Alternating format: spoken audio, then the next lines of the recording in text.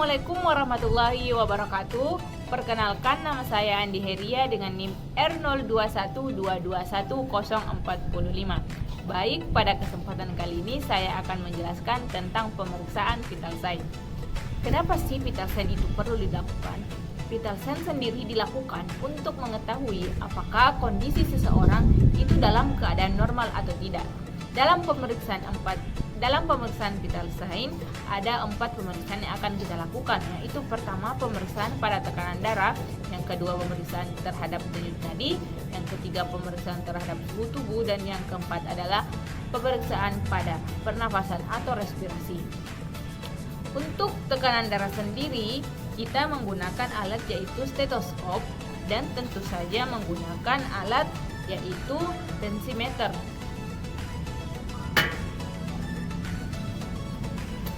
Untuk tekanan darah sendiri, normalnya itu menurut WHO adalah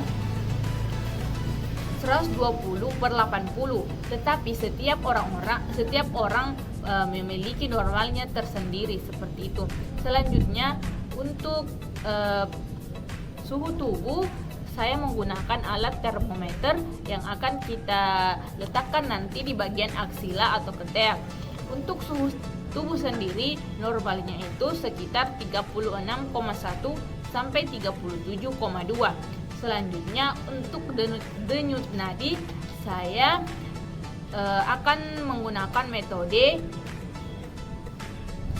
di mana saya akan memeriksa bagian brankia radialis, di mana itu sejajar dengan jempol dengan melakukan palpasi seperti ini.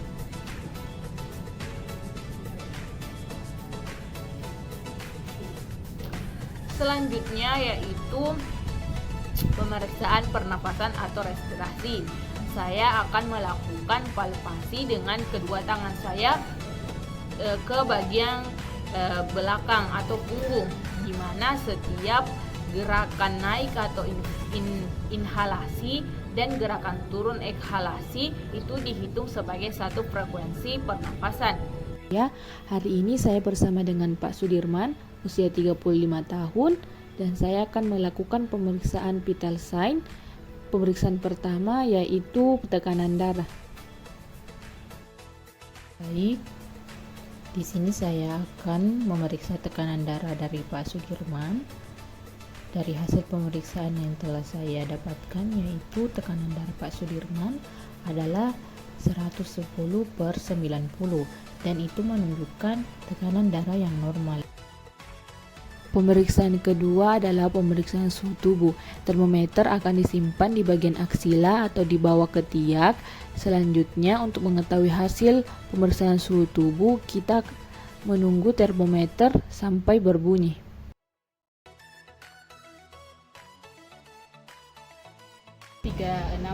.0, jadi sudah normal ya teman-teman.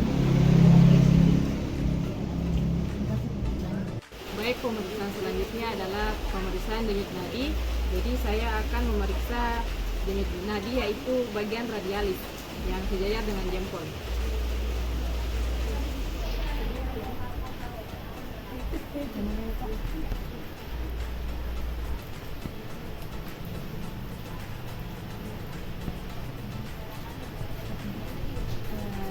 Jadi saya akan menghitung 10 detik. Tadi itu jadi denyut nadi Bapak tadi itu 78. Jadi itu termasuk normal, Pak. Karena denyut nadi yang normal itu dari 60 sampai 100 per menit. Pemeriksaan selanjutnya yaitu pemeriksaan pernafasan. Saya menggunakan metode palpasi. Kedua tangan saya letakkan di belakang punggung, dan setiap tarikan nafas ke atas dan ke bawah saya hitung satu frekuensi pernafasan.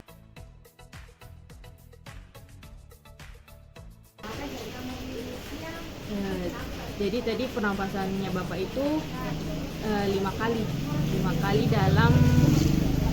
dalam 10 detik. Jadi 30 dalam 1 menit. Jadi itu abnormal, Pak. Apakah Bapak sedang deg-degan atau seperti apa, Pak? Maksudnya? Relax gitu, Pak, atau Ini tadi aku pukul relax sedikit.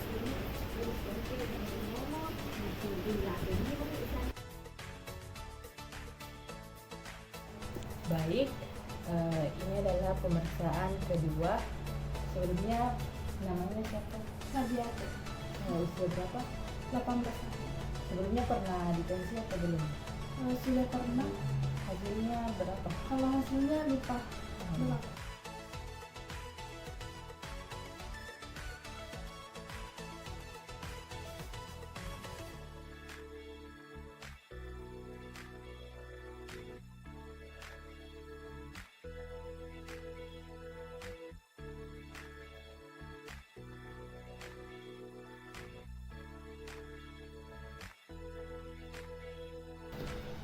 Jadi sebelumnya hasilnya itu 100/80, jadi itu sudah termasuk normal. Pemeriksaan selanjutnya adalah pemeriksaan suhu tubuh. Jadi termometer ini akan disimpan di bagian aksila.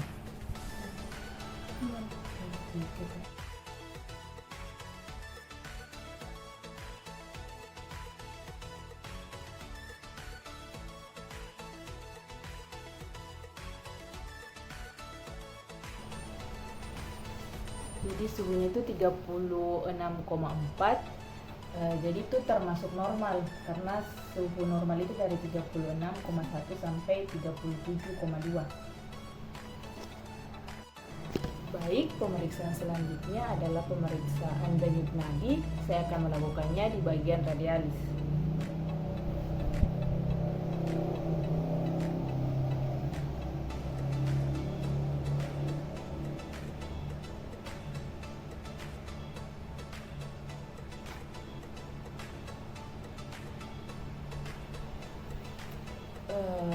Untuk denyut nadi radial sendiri itu 110. Jadi itu bisa dikatakan abnormal. Apakah radial sedang deg-degan atau seperti apa? Oh, jadi radial sedang deg-degan karena ini pemeriksaan kesehatan pertama kalinya lagi. Baik, pemeriksaan selanjutnya adalah pemeriksaan pernapasan. Saya akan melakukan palpasi di belakang punggung.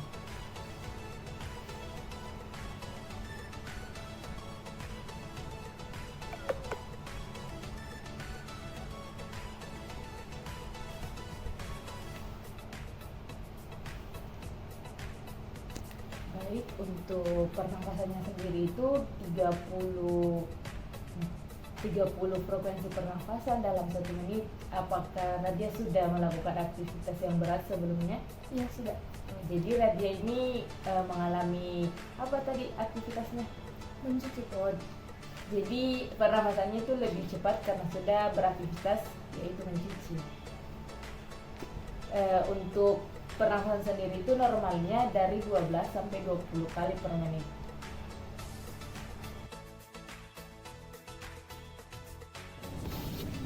Baik, ini adalah pemeriksaan ketiga. Sebelumnya kakak dengan nama siapa?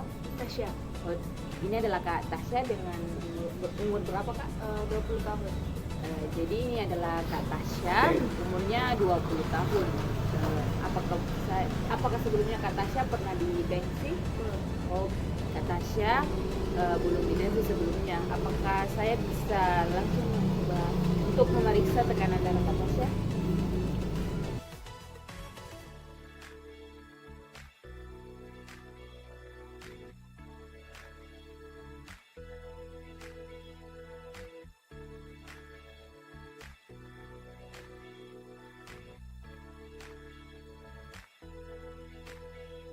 Jadi tekanan darah Kak Tasya itu 100/80, jadi itu sudah termasuk normal. Baik, selanjutnya adalah pemeriksaan suhu tubuh. Saya menggunakan termometer yang akan disimpan di bagian aksila. Baik, Kak Tasya bisa disimpan di bagian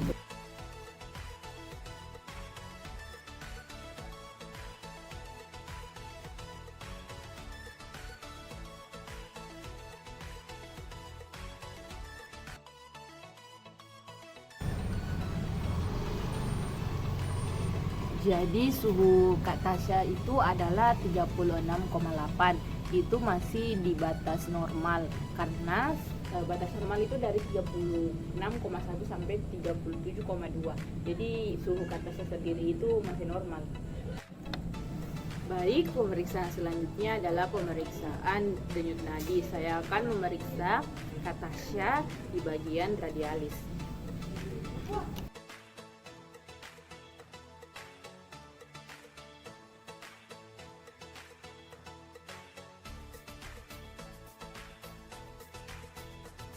Baik, jadi denyut nadi Kak Tasya itu tadi 120 per menit.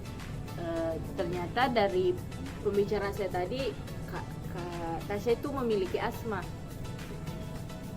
Pemeriksaan selanjutnya adalah pemeriksaan pernafasan. Saya akan melakukan teknik palpasi dan saya akan menyimpan kedua tangan saya untuk mengetahui berapa frekuensi pernafasan pada Kak Tasya sendiri. Saya mulai ya Kak Tasya.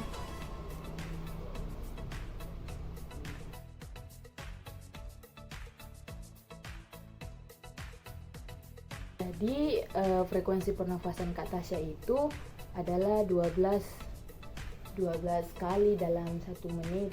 Jadi itu sudah normal karena normalnya itu dari 12 sampai 20 kali per menit. Terima kasih Kak. Seperti itu, sekian dari saya. Assalamualaikum warahmatullahi wabarakatuh.